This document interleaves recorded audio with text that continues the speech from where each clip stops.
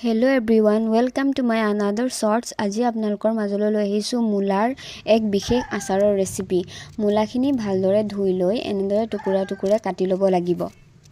এয়া নেপালী ষ্টাইলত মুলাৰ আচাৰৰ ৰেচিপি দেই।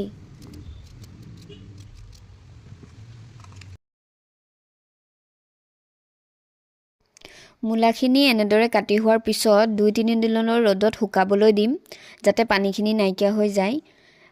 পানীখিনি নাইকিয়া হোৱাৰ পিছত এনেদৰে শুকান হৈ গৈছে।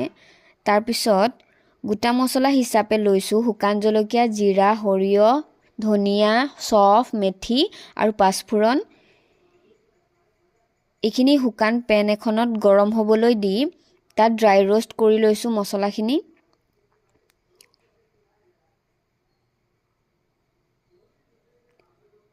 ড্ৰাই ৰোষ্ট কৰি মছলাখিনি অকমান ঠাণ্ডা হ'বলৈ দিম। হে একেটা পেনতে অকমান মিঠাতেল গৰম কৰি লৈছো।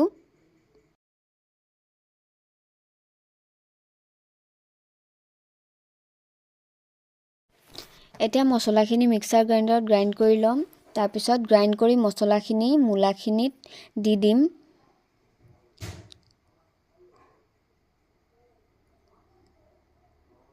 লগতে হালধি অকমানো দি দিছো। তাৰ পিছত গৰম কৰি লোৱা মিঠাতেলখিনি দি ভালদৰে মিক্স কৰি লম।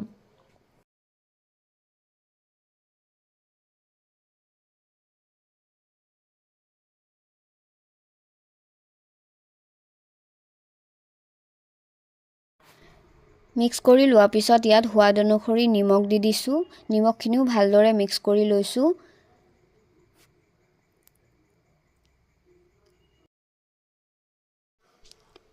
এনেদৰে মিক্স কৰি আচাৰখিনি এটা গ্লাছ কণ্টেইনাৰত ভৰাই থম।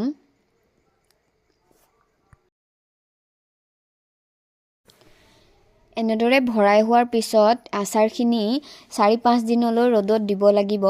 ৰ'দত দিয়াৰ পিছত আচাৰখিনি খাব পৰা হ'ব। ভিডিঅ'টো চাই কেনেকুৱা পালে জনাবলৈ নাপাহৰিব।